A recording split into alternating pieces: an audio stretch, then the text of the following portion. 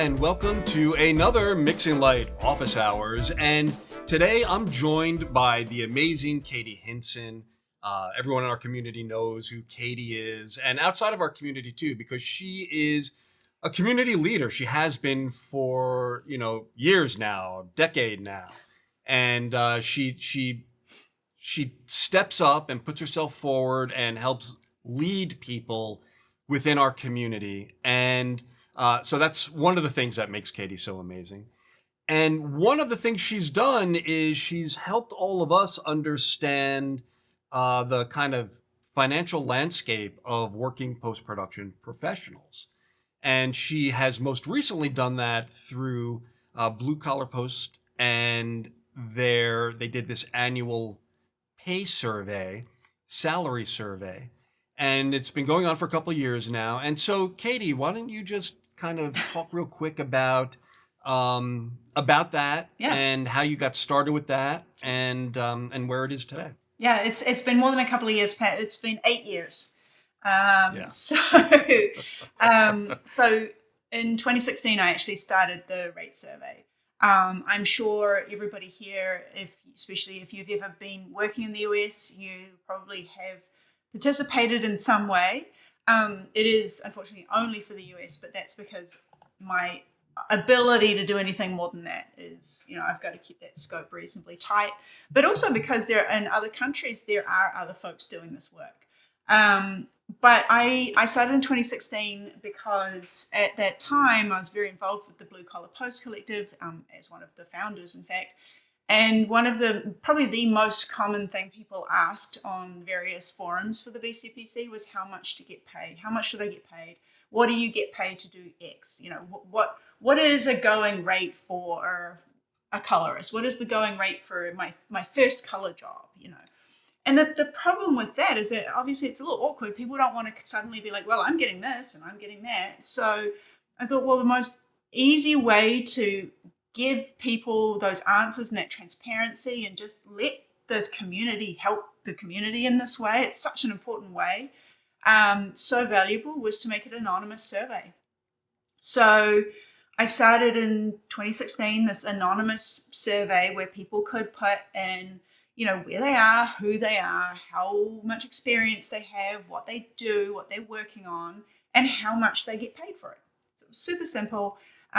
Made all the data, obviously it's anonymous, but made all that data public so that people could filter it down to show, to kind of compare what someone else doing what they're doing would make.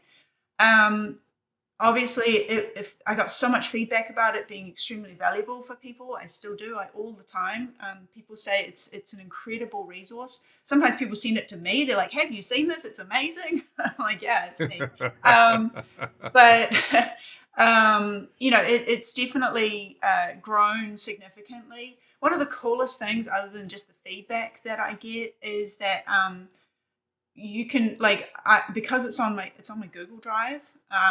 The actual raw data sits there. I can see that almost every day in any calendar year, at least one person accesses that information. So it just goes to show how. Oh, sorry, Jeffrey. I will move my mic a little closer. It just goes to show how valuable that data is to people. So this is year 8. And it's going to be a little different this year. So the reason why I'm here is because I used to get I used to distribute the survey through my social media. And I used to have a reasonably big social media presence, and I'd get out there and say, right, the survey's open this month, let's go. And easily got my data set of about 2,000 to 3,000 people. But this year, I'm a little more removed from the post community. I'm not involved with the Blue Collar Post Collective anymore. And social media is fragmented, like really fragmented. So some folks over actually at Digital Film Tree reached out and said, hey, why don't we help you by giving you our social media for a month and see if anyone else wants to help. And of course, I know Mixing Light, big friends of this work. You guys were happy to help. and actually 15 different organizations offered to help out. And so I'm going to be opening the survey this year in the month of November. So as we record this now, it's a couple of days out. But for the month of November, you'll be able to contribute to the survey for 2023 so that we can get a snapshot of what the post-production industry looks like this year. And in terms of what that all means, we can go through some of that. The other big difference is that I've also just made it easier for people to find the information this year. I've just whipped up a little website. It's called postproductiondata.com. And you've got all of the previous year's information all there, and whatever the recent survey is, the link is going to be there on the homepage when it's open. So you can certainly go there and find all the reports and all the raw data from all the previous years.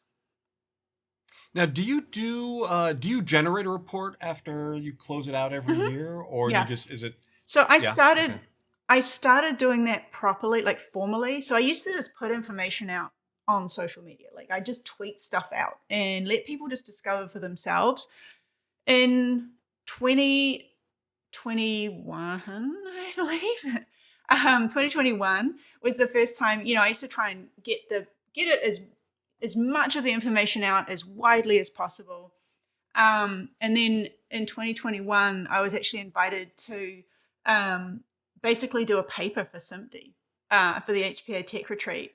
And so that's when I started doing the formal report. And what I noticed was that while individual contributors, individual folks used like the raw data, employers and organizations like the reports because it kind of just gives you an overview of the averages and the trends. So I was able to even last year show some of the trends from the past 5 years and how the pandemic changed things. We can Yeah. see pay gap data, we can see all that kind of stuff just in this one report. So a lot of organizations that are doing work in the DEI space, but also just looking at the general, like here's generally how much people get paid for stuff, that's in the report. But if you're looking to actually negotiate your own rate as an individual, you can get a lot more nuance by going into the raw data. It's a spreadsheet. You filter it down by more information about yourself. You can kind of find the people that compare to you. Yeah, it's brilliant. And you actually did a report for Yeah, Mixing Light in I 2019 did. where you focused on colorists, and I will do a quick share right here. You did an insight on what is a typical hourly rate for US Yep. colorists and DITs, and if I click through to that, That was before I started and doing the report. I did stuff like this. exactly. Yeah. And so you showed in this report, for Uh-huh. instance, what percentage were online editors and Hmm. finishers, the percentage of colorists, DITs. So you do all this breakdown in this insight. And then as we get down, then you also do, gender, Hmm. race, Hmm. so we could get an idea of Back then, it so was you could pretty basically bad for take, colorists. yeah, the gender gap, It's gotten a yeah, lot and better, the actually. racial I'll gap. tell you what. So I think since then, the gender gap and the race gap has gotten significantly better for colorists, and colorists have made more progress than most of the other groups, which is pretty cool. Yeah, and they had further to go. Oh yeah. I think it just shows the opening. Honestly, I think it shows the opening of the color grading craft, Hmm. that it's becoming more accessible. It's not so the gatekeepers just aren't as big a percentage Hmm. anymore, and as the tools become more accessible, you start seeing this widening of the user base Well, we also or see people who are. people outside of New York and LA getting paid better now. So that's also something that is probably worth noting. Now, certainly one thing that I saw was that in 2020, the pay gap between people working in the major hubs and people working in the rest of the country closed. Like it Hmm. incredibly, which was super cool because it really just showed that suddenly it didn't matter where you were. And now we're seeing that widen again because it's starting to matter again.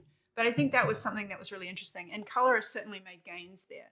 So I think what it's showing is that there's a little bit of a stickiness of going, actually, being remote is fine. And so we're seeing a lot of that. And we're seeing a lot more opportunities opening up to people who aren't living in those big hubs. So that's been something that's quite interesting over the years. I'm just looking at the comments real quick. Yeah. I just dropped in the link for our audience members so they can check out that At insight. 2019, yeah. And I mean, it's what's interesting. that 2019 was pre-pandemic, and things have exactly. changed significantly. The 2022, I'm just going to pull up 2022 report was really interesting because I actually did a big comparison of the 5 years, right? So basically 2019 through 2022. And Yeah. it really shows quite a lot about what happened with the pandemic. So if I just throw down things like the gender pay gap, for example, across all of post production, because I'm just again the report's not very nuanced here. It went from overall 13% in 2018, 15% in 2019, right? So let's just say that those kind of small 2% gaps usually just have more to do with who's responding than much else. So 15%. In 2020, it shot up to 22%, which suggests that maybe more women left the workforce than men during the pandemic, which is also what has been shown in global data, that a lot of women stayed home to look after their kids and things like that, more so than men. And then it's come back to 15. It came back to 15% in 2022. So we'll see what happens this year. We see some of those things. So that was interesting last year to see this stuff and how the pandemic had an effect. And then we also showed how the pandemic affected, again, the location affecting pay. So the pay gap between the people in post-production, again, all people in post-production working in New York and LA versus working outside of those hubs, where generally people are paid less anyway, typically speaking. The pay gap was 10% in 2018, 12% in 2019. So, okay, sure, about that, right? In 2020, it went to 4%. And so that was the thing that I think was so cool to see, like really, really showed how much it suddenly didn't matter where you were when everyone went remote. 2022, it went back to 10%. So I think we'll see something interesting this year. It really sort of the correlation is quite interesting, and I'm not saying this is an impact of this, but the correlation between the things that we've the larger societal data that we've seen and what we're seeing in our industry is pretty compelling. So that's kind of neat. 2022, by the way, everyone wants to know what you get paid, right? In 2022, the colorist average was $115 an hour. The 90th percentile was up around. The top not like it. So I cut off the tops because you never know if there's some kind of crazy person putting in some crazy amount. But so you had so I will tell you what it is at like you rank everybody, cut off the top 10% and the bottom 10%. The 90th percentile was at $250 an hour, and the lowest was, I think, I don't have it in the exact number right here, but it was about $25 an hour. So that's for all colorists at all stages of their career, working on all kind of content. And that was what we had. And then we also measured, of course, junior colorists, apprentice colorists, trainee colorists, those things. That's a much smaller amount. So this distribution is not the same as it is for full colorists. But that's because some people are full colorists that have only been doing it for a year because they might be doing web content or something like that, but they're still a colorist by trade. So there's a big difference there. So there is that low level for colorists because it is something that is accessible across every single level. And then you've got the top Hollywood guys, and they're also included in the survey. So it's quite an interesting distribution. Colorists certainly have a hockey stick curve. So, and Tony's also got another one from the survey. I'm not sure, Tony, if you've done the survey in previous years. In the last 3 years, that has been a question. Are you working from home or at the office? I've been capturing that one since 2020 and looking at the trends. So are you working, it's actually asked of everybody. Are you 100% working from home, 100% from the office, or hybrid? And again, we're seeing that one change. It's pretty comprehensive, the survey questions, but in a short survey. So it is there, but it captures all of that stuff that people want to know. Pretty much all the questions that people want to know, it's there.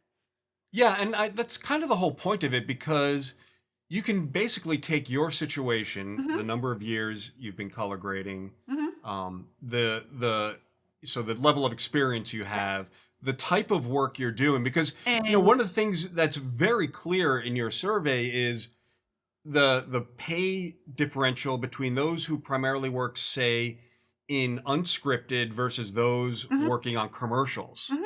right? Yeah. And it's unfair to compare and set your salary if you're mainly in unscripted to those doing commercials. Like they don't pay the same. Right. Yeah, and that's why that nuance is there. So you are asked on the survey what kind of content you are working on. Now, again, the survey is a snapshot. So a lot of people get confused about this question because they go, "Well, I work on a bit of everything. Like one day it's a commercial, one Yeah. day it's a web series, one day it's a feature." But it's actually that it's a snapshot of today, and the idea being that there's enough people surveyed that we're going to get everybody covered, and the large aggregates. So the questions are all asking you, tell me about your current or most recent gig. And that might include, when we're talking about most recent, might be the thing you did in the last hour, right? So if you change it up that frequently, it is literally your most recent thing. So if the most recent thing you just worked on before you took the survey was a feature, then you're loaded into features, right? That's how we do it. So you tell us about that feature. And Got so it. a lot of people get confused about that because they say, well, I work on a bit of this one day and a bit of that one day. And frankly, I mean, to be perfectly honest, there are so many people and it's so anonymized. You are one of a grain of sand in this survey. It doesn't really matter in that sense that we capture the nuance of you personally. The idea being that we're getting a snapshot of the industry and that you're going to tell us what you get paid to do this one feature, for example, that you're working on today, then that captures something for that's useful to somebody. So that somebody of your experience and your location of your demographics is doing a feature and getting paid this much. That's what matters. I think a lot of folks get confused about that question of going, well, but it's nuanced because I do a little bit of this and a little bit of that, and I want to make sure that's all captured. It doesn't really matter. What matters is that you're providing that piece of information that's going to be useful to somebody about what you're doing today. So that's something that's important when you do take the survey, that you'll notice. Yeah, and I think, and the point here is to get a statistically Hmm. significant number of respondents Hmm. that then makes that actually work, right? If we only had like Right. 150 people responding It's not going to work. Yeah. total, and of Uh-huh. those 20 were colorists, like that approach wouldn't work very well. Correct. But what we're trying to do is get 10x of that, Right. or more if Yeah. we can, in order to be able to make Hmm. these kinds of comparisons. Yeah. So the minimum number of respondents that I will accept before closing the survey is 2,000. That's the lowest I've ever had.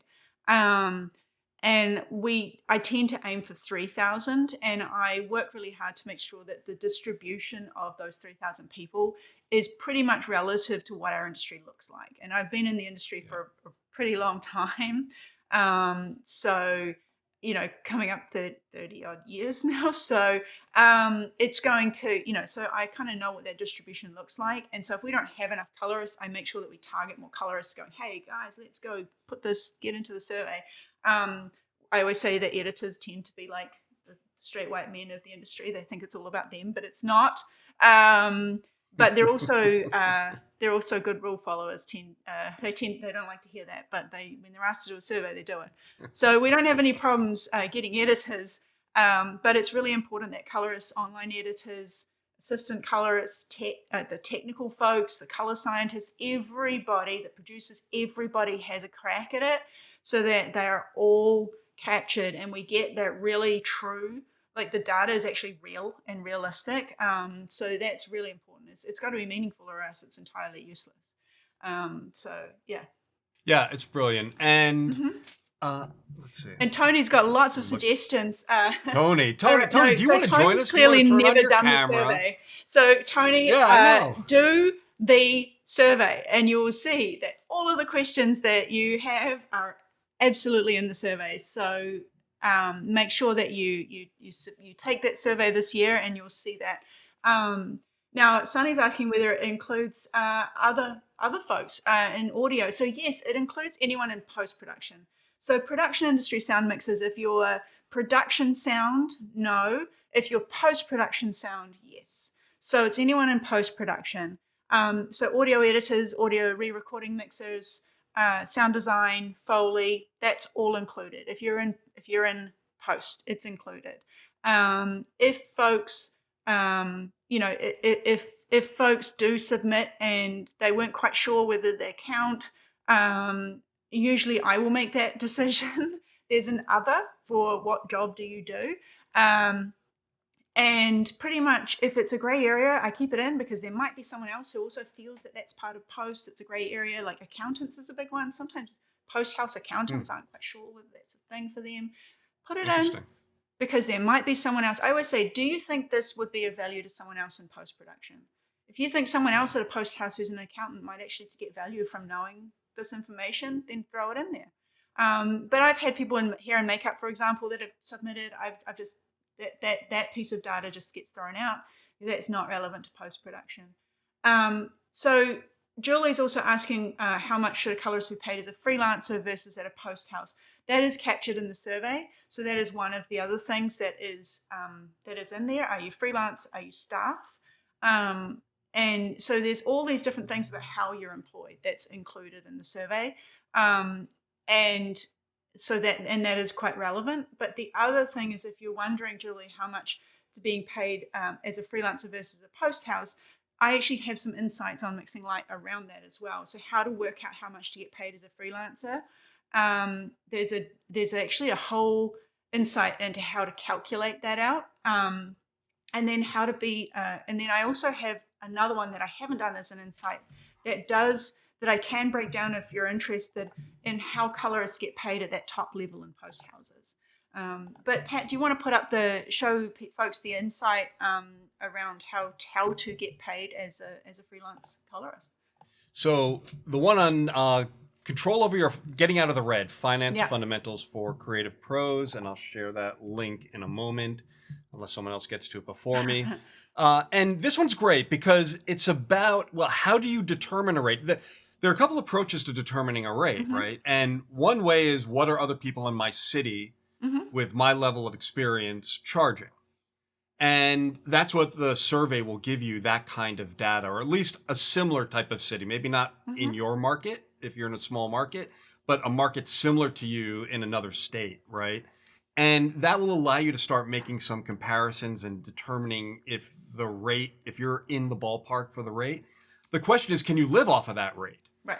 And, well, that depends. Are you freelancing at someone else's studio, or are you freelancing but at your own studio? So if you're freelancing at your own studio and you've got your own gear, like, all right, I need a capital replacement fund. How much is it going to cost me? Let's, for instance, my monitors, my RAID, right? It's a $4,500 RAID. It'll last about 5 years. So I need to save $75 a month in order to replace that RAID. And now you can then take that monthly rate and, all right, how many hours a month are you billing out? Now you can build that into your rate. And as you start taking all of these pieces, so what about insurance, rent, your internet prices? Okay, now there are variable things like, all right, what about food, right? If I feed my clients, if they come to my shop, how much am I going to spend on food in order to feed them every day?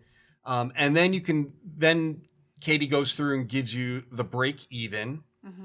And then you've, of course, have to build in some additional, profits, because you want to be able to buy new equipment, not just replace your old equipment as technology changes, maybe upgrade your room, maybe rent a space eventually. So Katie takes you through all of this. The runway is huge. Yeah. So most. Yeah, it is. Why don't you talk about that for a minute? Yeah, let me talk about that. So this is for folks that want to basically, if you're a freelancer and you want to start, you want to have your own studio, and do this right, this is a business. This is not a hobby. This is a business. So this is actually how to do your business finances and work it out for your business. And this is how it's done. Now, I know a lot of colorists, and this is why I started putting this together for colorists and working with specific colorists, because they're always freaking out. Like, if I don't get any work for a month, like, what do I do? Like, I'm screwed. And people are really anxious about that. And so I was like, look, let me just show you basic business finance and show you how to work it out. And I will work with colorists for a day or two, just to get it all worked out for them. In fact, one of the first colorists I did this for, um, it's a really cool story. He was really stressing out about, having his business. His business was pretty successful, but he often would get a lot of anxiety in the slow months. So there's always those slow months, right, in the middle of the year or wherever. And he'd get really stressed out in those months. And so I did this. I did this with him. First of all, his anxiety went away, which is incredible, Yeah. because he knew exactly how much work he needed to do in a month to be okay, and how much to charge so that he would be okay if he worked a realistic number of days in a month, right? Anything else on top of that is gravy. And then what was really cool is that he was able to sustain his business painfully, but sustain his business through the pandemic. But what was really exciting was that earlier this year, he was actually able to buy an apartment. His finances were in such good shape that the bank was like, dude, good job. So I just, look, the thing is that most colorists don't get taught business. I come from being on that side of things. And then I did business courses when I moved into the business side of things. And I learned this and I was like, oh my God, we all need to know this. And so the runway's a big one. So there's two things that people do wrong. One is they don't pay themselves a salary and they don't contribute to their own 401k. And so that's one of the things they forget. They also forget to, of course, do the depreciation costs. They forget that their equipment depreciates. You need to save for that to replace your equipment and not be like, oh my God, I need to dig into my savings to get a new monitor when it breaks. So you've got to pay yourself a salary. A lot of people, look at how much they want to charge for things based on the costs that they have, which is often those costs that they think about, like rent of their studio and things like that. But they don't think about paying themselves. You have to pay yourself.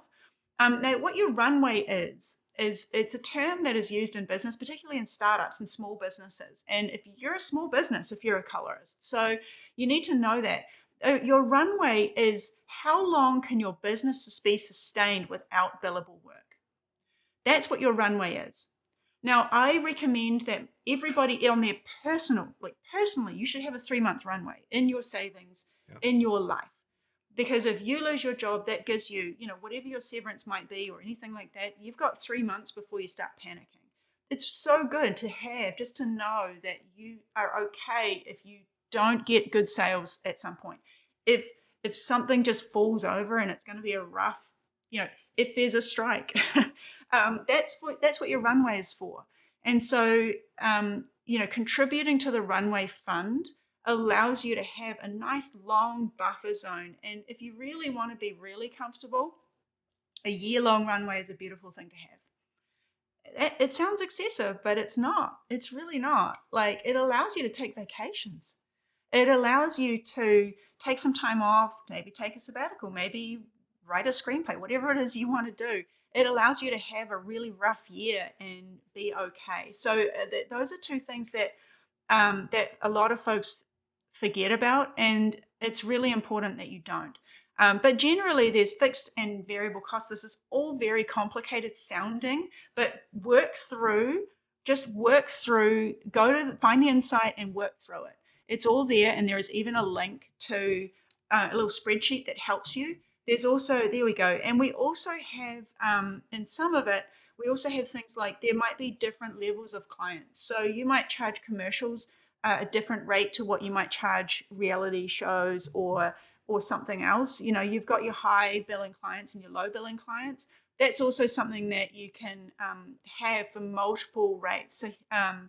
So and you've got here we've got your discount rates, maybe student film rate. There's some of your stretch rates here. This is how you build your rate card.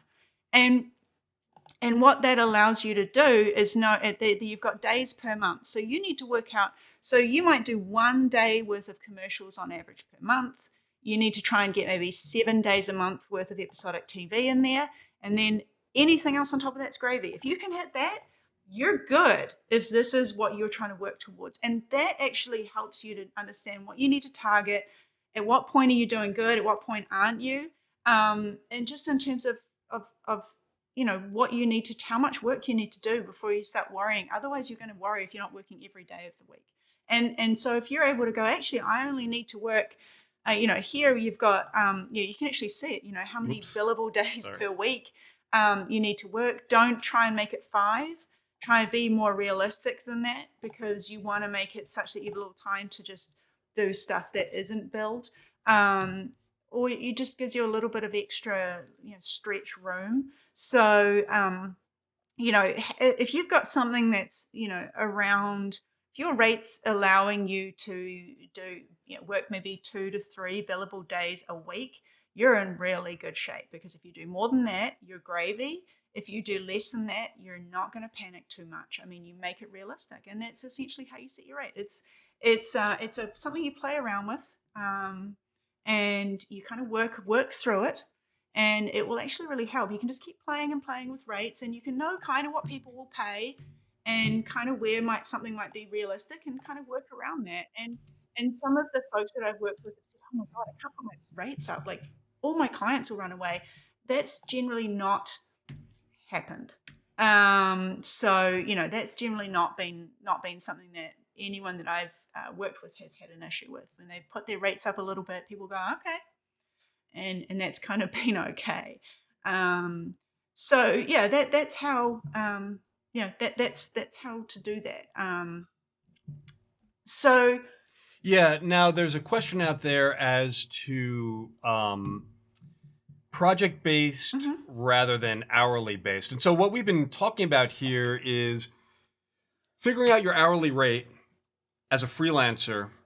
And honestly, when it comes to doing project based, you're just going to take your estimate for how long it's going to take yeah, and just kind of bundle it into a single number. yeah, And the risk there is that if it goes over, yeah. you're going to eat that time. So if you're doing that, you have to put boundaries in the contract. So if you're going to do a project-based rate, write it up, like really get in there, get into the weeds and go, it covers this and not this. And here's the number of changes. Here's the number of new EDLs I'm going to take. Here's the number of days that after which this is going to cost you X number of dollars per hour. You have to do that. So when I was, I ran post houses for a while, and I would do often, low budget shows, films and things. They'd be like, I have this amount of money. I go, cool, man. Flat rate, no problem. However, over this amount of time, it's going to start costing you per hour. If you have this, you get to send us an EDL once. Anything additional to that is going to cost you this. You just have to put those boundaries around it. And the cool thing about that is it does actually incentivize people to not piss about. It really does incentivize people to sort themselves out, and they know they need to save money. They're going to do the work. So, and if they don't, then you get paid more. Just make sure that you set those boundaries if you're going to do a project-based rate. And a lot of people want the project-based rate because they think they're going to get a better value for money. And sure, but make sure you protect yourself. Otherwise, you'll lose money. Yeah, I mean, I think for most of my clients, and I do almost all of my quotes are project based, and largely, and that's because I don't do a lot of commercial work. In the commercial realm, where you're talking half day to 1 day jobs, like they're fine getting a quote for an hourly rate. They can do the math in their head. For long form, especially if you're working with first, second, third time producers or directors, they're still not really sure how long is this actually going to take. They're afraid that if they do hourly, they will quickly run out of money. And so for them, you're giving them comfort in setting the boundary. But like Katie said, like in my quotes, and I do this in the quote stage, I'll have a conversation with a client. And then at the end of the call, I'll say, all right, I'm going to send you a quote. What I need you to do is read the very bottom of the quote. Don't just read the bottom number. At the very bottom, I'm going to have a lot of details in there. what you get for about that. Yeah.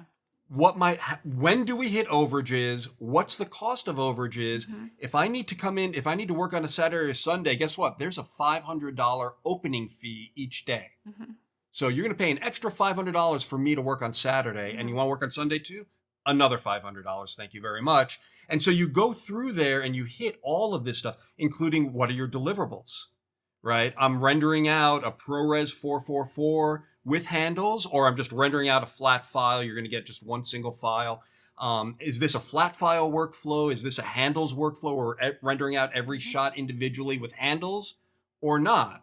Because one of the things you can do is you give them like the big honking, like every totally customizable deliverable that they can then go back and they have handles for editing decisions, post color grade, never having to come back to you, but it's going to cost them a lot more money. They look at that number and say, yeah, I don't want to spend that much. Then you give them the flat file workflow where you just render out one movie, no handles, but everything simplifies. There's no conform, or there's very little conform. Just everything happens a lot quicker. You can basically shave a day and a half off your conforming time and your delivery time. And so that saves them a day and a half. And so for them, their project rate goes down. Your need to get things, your investment goes down. You can pass on those savings, but you have to protect yourself. Mm-hmm. You have to say, if they come up suddenly say, geez, the color grade's all wrong. I want to go with a purple palette instead of the green palette that we've been doing. It's like, all right, yeah, there it is in the bottom. This, just so you know, this is a revision outside the initial scope. Here's what the initial scope said. These were the references we were working off of. Yeah. And so you have to protect yourself so that when you go back to them and say, this is outside the scope of the quote, the scope has to be so precisely defined that there's no question that now you're working on, your hourly rate or whatever. And then you can negotiate off of that. If they object, all right, fine. It's going to take me 5 more hours. Instead of $150 an hour, I'll charge you $75 an hour. If you're happy with that, right? You can work with them. But the point of it is, yeah, go ahead, Katie. I was actually going to say what's interesting. Some folks in the comments are talking about how they charge differently for clients they like and clients they don't. So here's the thing with that. There's there's actually a thing that I say to folks around actually taking jobs and the suppliers, even if you're taking individual gigs. A good opportunity has 2 of 3 things. I think I've done an insight about this too, actually. It's 2 of 3 things, right? Money, career, happiness. You got to have 2 of those things for it to be a good opportunity, right? One of those things is not a good opportunity. None of those things run. 3 of those things, amazing. But money, career, happiness. So you could this could be really good for your career, be really fun. You really like the client, not pay at all, still a good opportunity, right? So that's the thing that you need to think about. And so it's okay to take something that pays less if it's going to pay you in another way. You got to be careful about it. Again, you're still running a business, right? But is there a non-monetary value that could be attached to it? Now, one thing that a lot of people do make as a mistake is they count everything as good marketing, right? If I do this, it's good marketing for me. Now, if you had me advising you, I would tell you to make a marketing budget. And again, I've done this in starting post houses. Sometimes you got to do work for free, and it's called marketing. It's for sales. But make a marketing budget and say, okay, how much am I actually losing? How much money am I spending on this marketing by doing this work for free? And therefore, what is my marketing budget, and is it reasonable considering the size of my business, right? So actually bill it out. And if you want to be real smart and actually use this as marketing, bill it out, give it to the client, and zero it out as a discount. That way your 100%. client doesn't see you as free and cheap, and then will go to someone who's expensive next time when they have money, right? Because if you're the cheap and free version, they will not come back to you when they have money. But if they see how you value yourself and what the value of your work is and how good a deal they're getting, then they will be more likely to come back to you because they actually do perceive you as of having high value. So if you are doing if you're looking at money, career, happiness, and you decide to take a job because you just freaking love it and it's going to be so good for you and it's going to open doors and the clients are amazing, still bill the client. tell them the value of what they've gotten from you, and just zero it out as a discount. And that way at least they see that you're not the hobbyist here. Like this is a thing you do professionally, and this is a very high value service that they're getting from you. And then when they do have money, then they're more likely to come back to you with that money. It's such a big mistake that so many people make all the time, and it's such an easy way to fix that. So yeah, really just make sure that you do that. Jim's talking about music videos. That was something I did in my career, when I was really bored with the work that I was doing for a couple of years, and I was feeling really like, man, this is a factory. I did music videos on the weekends, and it kept me going. That really was what made me happy. But you got to make sure that it's either going to open doors for you, or you're going to get paid a little bit for it as well. So, but also what matters to you at the time is also important. I was getting paid in my day job, so it didn't matter if I got paid for my music videos. It did open doors for me, but more than anything else, it made me happy. It made me be able to still go to work on a Monday, when I was done. Well, I love that advice. I would tweak it a little bit, Okay. Katie. My tweak, I'd have two tweaks. One tweak is I don't do anything for zero. Like when I do the Right. discount, when I do like the absolute bottom line discount, so Sure. I do up the quote, it's going to cost you $4,500, but I understand this is a zero budget, so zero budget to me is $500. Right? Okay. You got to pay me 500 Right. bucks. And You sometimes, yeah, know, and because so if that there you is some value there for me. that's true. And you're right. And again, Pat, because if if you're a sole trader, essentially, you still have various costs to open the doors, to turn on the lights. And so if you're not getting paid, that's one thing, but you still have to pay the bills. So I've done that before as well. I've given out freebies, but they're at cost. And at cost means Yeah. I don't take a salary from this, but you know, someone still needs to pay. Otherwise, I'm paying them to do the job, right?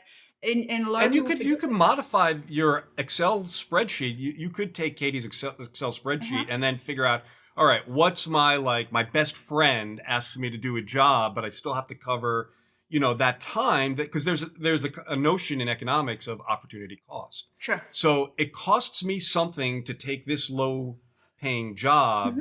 as opposed to a full paying job. Hmm. And so you want to calculate that difference. Like, what literally is it costing me to not Hmm. take that high paying job? The other thing I say to people is when we go into negotiation about, especially on flat bid pricing, is look, I'm giving you, and this is not necessarily for those zero, that $500 giveaway.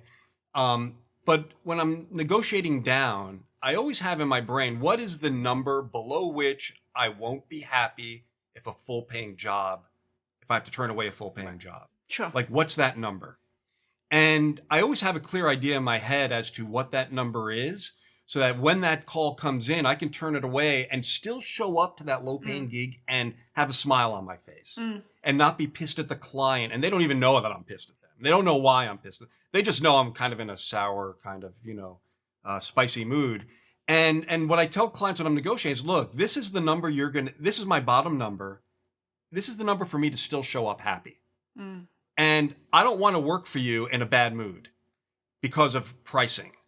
And so this is my bottom number for that. And I tell you what, 90% of the time, there's no more negotiation after that. If they've hit that number, it's either going to work for them or they'll be like, you know what, fine, I'm Mm. done. But they're not going to constantly try to, like, you give them that as your because. It's Right. this number because and no lower, because I will be pissed if I work with you at anything Mm. lower than that. It's a great way of kind of wrapping up a negotiation that needs to be Mm. wrapped up, Mm. because otherwise you're looking at this giveaway where you may not, maybe you've already done your 4 giveaways of the year. Yeah. Yeah, and again, the four giveaways of the year is something that again works into that whole marketing cost, right? So sometimes you can say, all right, I'm going to put in a budget of 100 grand a year for marketing, say at a small post house. That might work out to 4 freebies a year, but beyond that, and it gives you something to say. I would often be able to say to the students or the film festivals, I go, look, I unfortunately we have a budget to do 4 freebies a year, and we've actually already met that budget. So maybe come back earlier next year, and we'll get you in. But that's unfortunately we have a quota, and that quota's been met. That's something that folks tend to go, oh, bummer. Okay, cool. We'll come back next year. Like people tend to be okay with that if you are able to just justify it in that way. I was just wondering, I know we don't have a lot of time left, but I was wondering whether folks are interested in the fact that some of the top colorists at post houses do get Yeah. paid quite differently to the Let way me set this up. Let me freelancers. set this up real quick. Okay. So, Katie and I were talking just before office hours started, and we were going through the calculation spreadsheets, Hmm. and how you set your rate. And the one area where this is different in our business is at the very high end. I Hmm. mean, we're talking like you've been in business, you've been color grading exclusively at color staff position, let's say 10 or 15 years. You've got clients who will literally only Hmm. work with you, right? And so someone goes to hire you as a senior colorist. You've got your own following. You know that the facility is going to be selling you like crazy. Hmm. How do they negotiate their salary? What goes into that? And Katie actually has, we'll just share with you some of how this calculation changes when you're working staff as a Sure. senior colorist.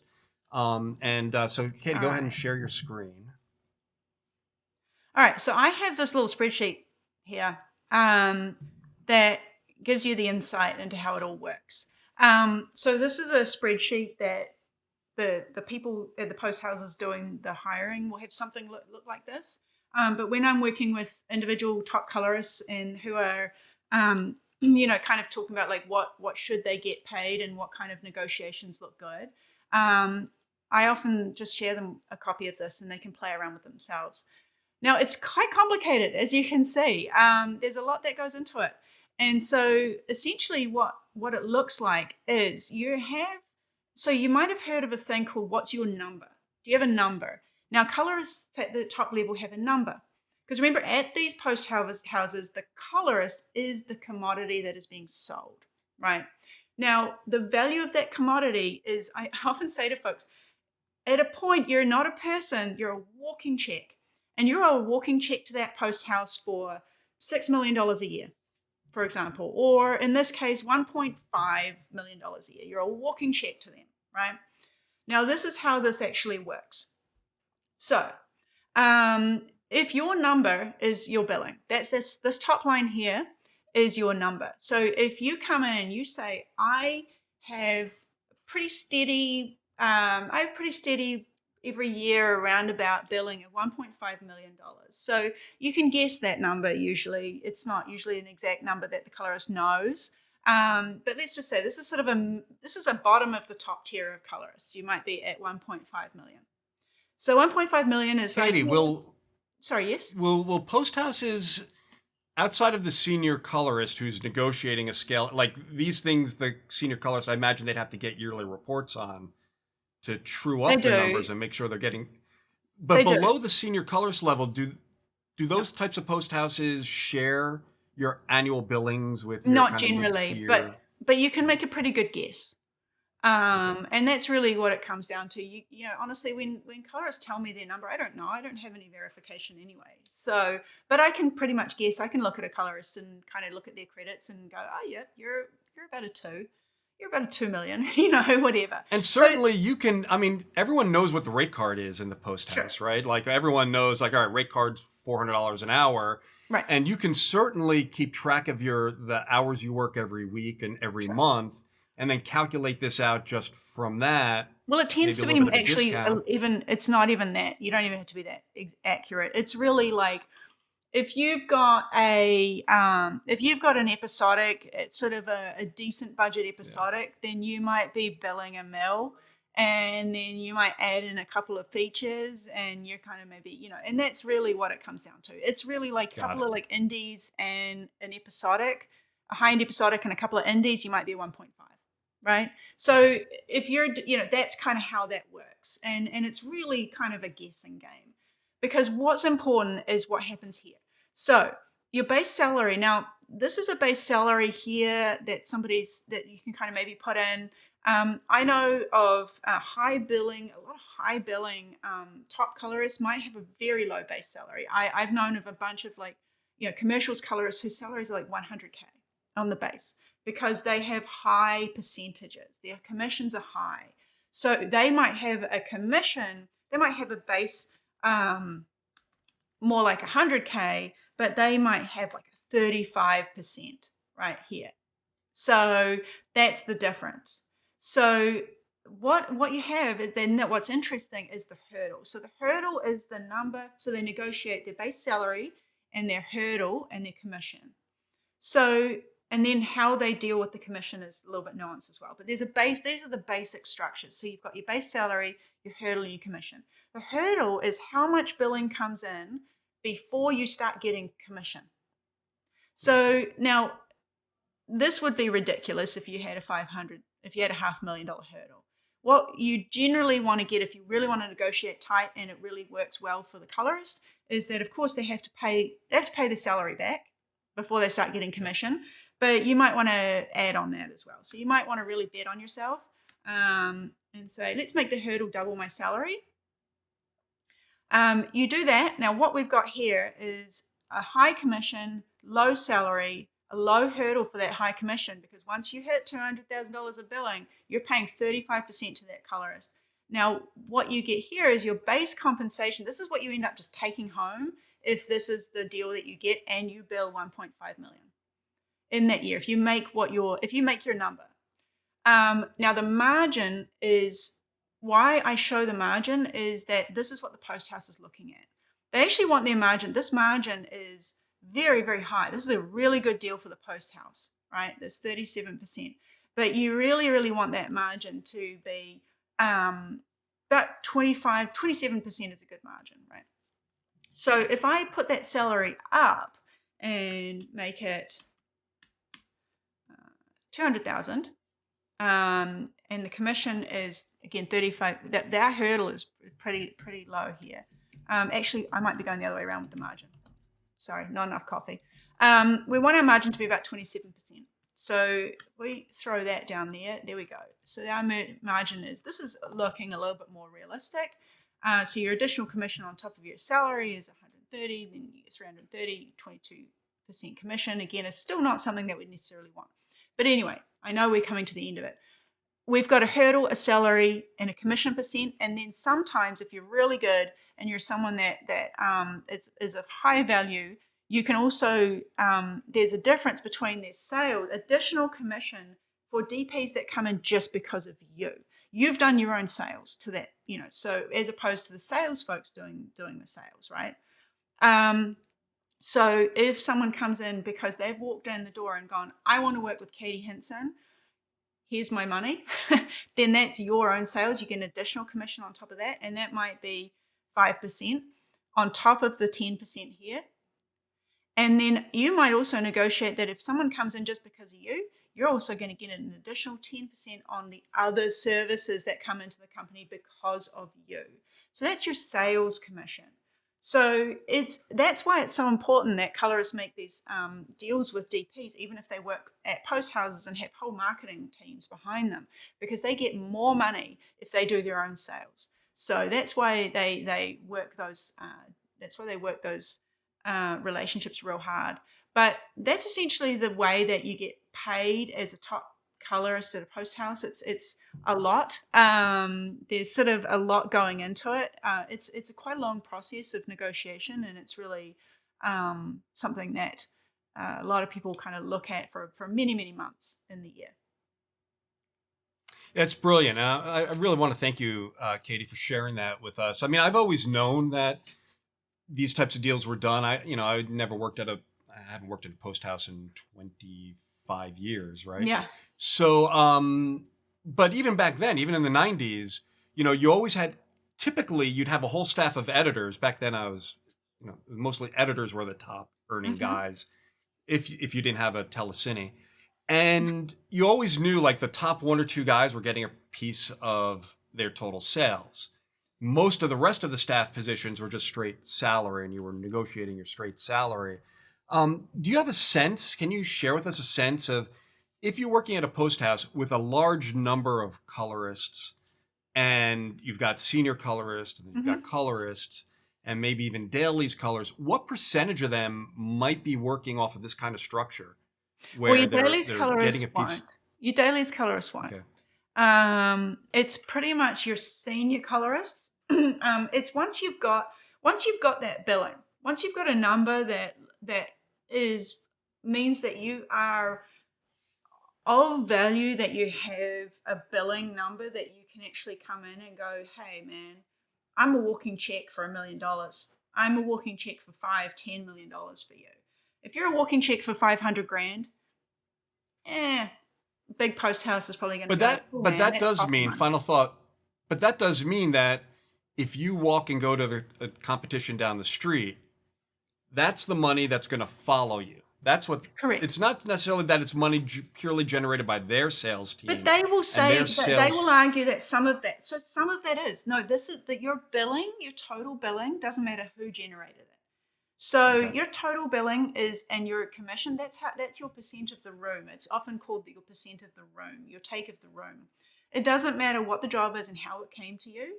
Your percentage of the room is, can they sell you?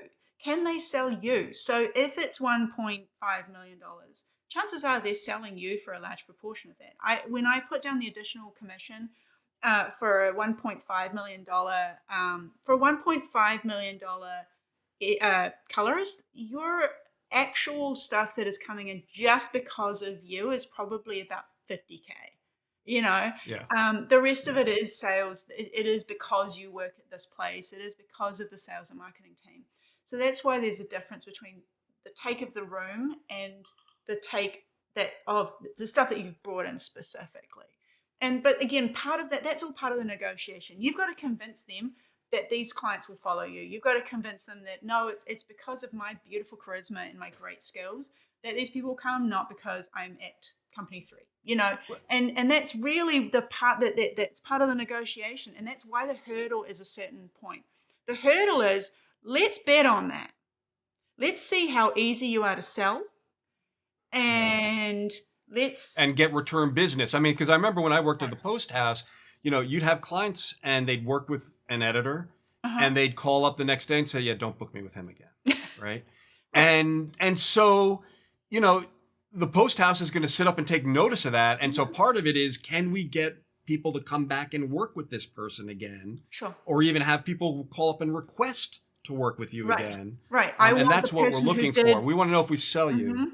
Yeah, it's I want the Yep. person who did this film, right? I want the person who worked on this is part of it as well.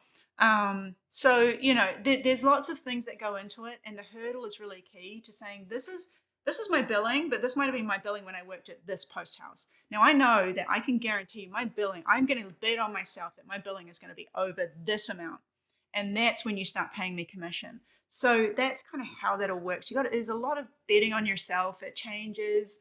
There's all kinds of stuff that goes on, but that's why it's kind of a weird one. Some of those top colorists, their actual base salaries can be quite low. A few of them, their base salaries are high, but they don't get any commission.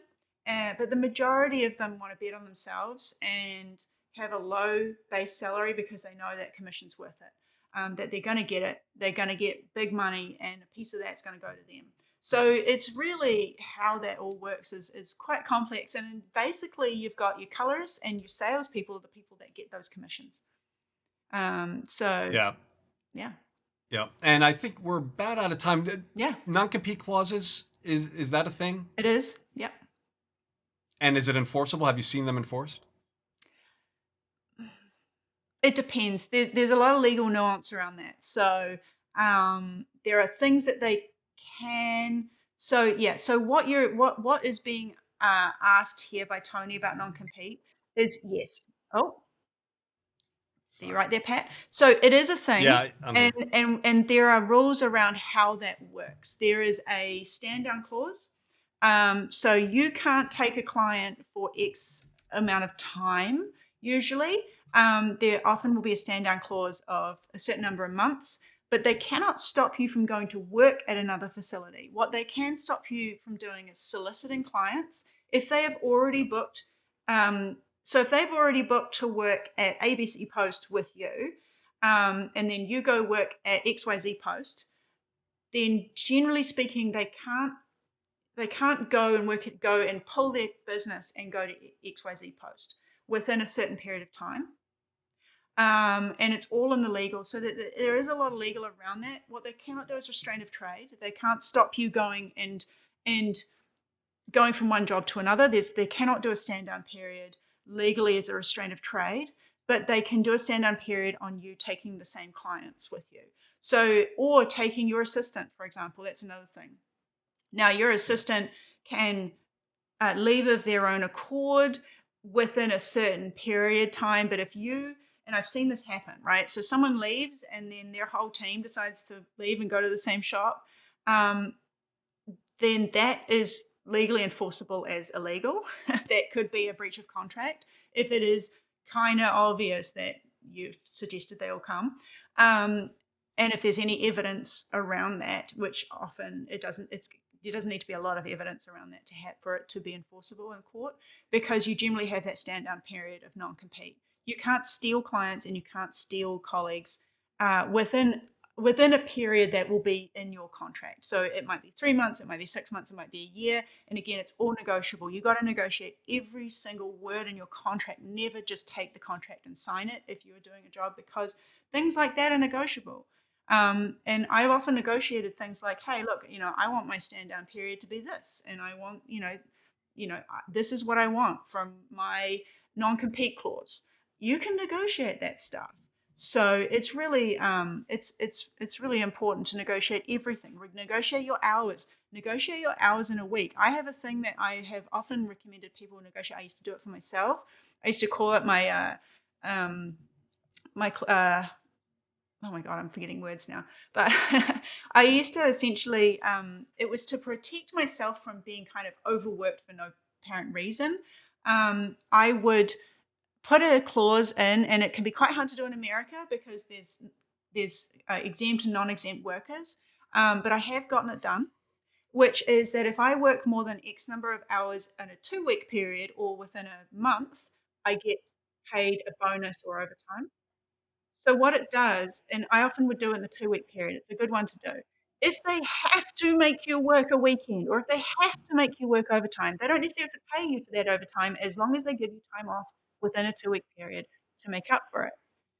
And it's a really cool thing to try and get in your contract, because what it does is it has them say to you, oh my God, we've been doing this to her quite a bit lately. Let's go ask the client whether this is really necessary, because we don't want to have to pay overtime. Yep. And Yep. it's never been enforced. In my career, at the time that I've been in the US, it's never been enforced. It's been enforced previously, but in some countries where it's a little more, overtime's a little more easy to get anyway. But it's like it's like an in lieu, a time off in lieu principle. So it's essentially going, if I work, if instead of paying me overtime, if I'm not eligible for overtime, that's cool. But anything over 100 hours, and I usually make about 100 hours every 2 weeks. If it's over 100 hours every 2 weeks, that gives a little bit of flexibility for crunch time. Then I need a bonus or an overtime kicks in at this rate. That's a great way of managing the kind of weekend work ask, right? It's you're working a bunch of 10-hour days, and then all of a sudden now they want you to work Saturday and Sunday. Yeah. So let's respect Katie's time here. We're 10 minutes over. So thank you all who showed up. Great chat. It looks like I've got a little download arrow now for downloading chats. If I can get this into a Klingon closed captioning chat, I'm going to put the chat feed on its own closed captioning chat when we release this. So I'm going to see if I can make that happen. And so Katie Hinsen, thank you so much for talking with us about salaries and careers and money and freelance rates. This is all brilliant information. Yeah. For MixingLight.com, I'm Patrick Inhofer. And for all the members who are here with us, joining us, thank you very much, and we will see you next time.